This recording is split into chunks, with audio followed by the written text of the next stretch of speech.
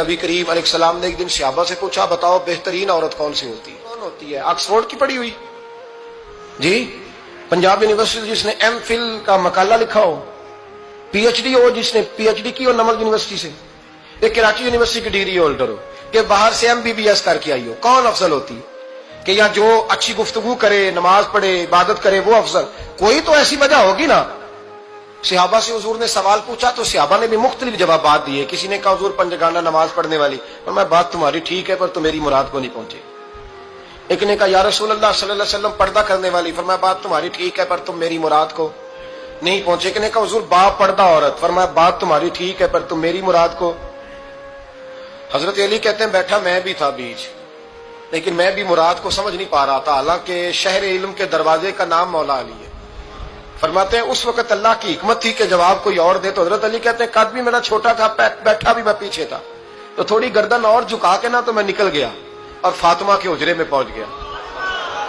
تو میں نے کہا فاطمہ حضور نے ایک سوال پوچھا ہے تو صحابہ جواب دے رہے ہیں، پر حضور کہتے ہیں تم میری مراد کو نہیں پہنچے، ذرا جلدی سے جواب نہیں دیتی؟ تو خاتون جنت ہنس پڑی، فرمانے لگی میں جواب دوں؟ آپ کو بھی کہا ہاں دیں جواب کا کیا؟ فرمانے لگے بتاؤ سب سے بہترین عورت دنیا کی کون سی، سب سے بہترین؟ تو جناب فاطمہ کہنے لگی سادہ سا جواب تھا، آپ لوگوں کو آیا کیوں نہیں؟ کہا چلو بتاؤ۔ جناب فاطمہ فرمانے لگی دنیا کی سب سے بہترین بیوی وہ ہے جس کو نہ کبھی غیر محرم نے دیکھا ہو، اور اگلے لفظوں پہ غور کرنا، نہ کبھی غیر محرم نے اسے دیکھا ہو اور نہ اس بیوی نے کبھی کو غیر محرم دیکھا ہو۔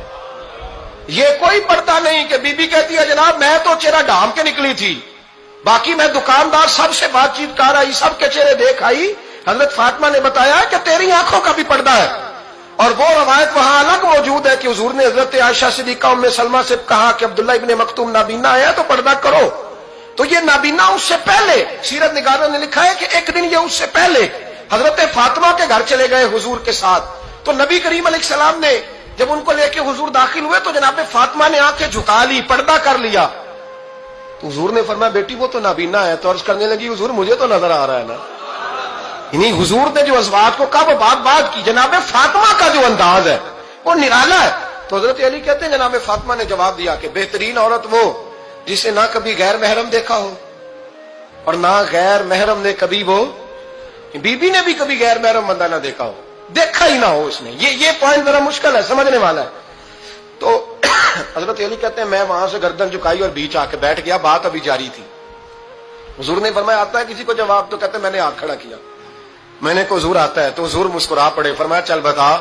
میں نے عرض کی حضور بہترین عورت وہ ہے کہ نہ کبھی اسے غیر محرم نے دیکھا ہو نہ اس نے کبھی غیر محرم دیکھا ہو۔ تو حضرت علی کہتے ہیں شاباش مجھے ملنی چاہیے تھی نا۔ حضور مسکرا پڑے، کہنے لگے میں نے تو پہلے ہی کہا ہے فاطمہ تو بضعۃ منی، فاطمہ میرے جگر کا ٹکڑا ہے، میں نے تو بڑا پہلے کہہ دیا ہے۔ تو کہتے ہیں صحابہ میری طرف دیکھنے لگے کہ یہ تو تعریف فاطمہ کی ہونے لگ گئی ہے۔ تو میں نے کہا کیا کریں؟ اس محبوب کو بتایا ہے جس کے لیے اللہ نے کوئی پردہ رکھا ہی نہیں، سارے پردے کھول دیے۔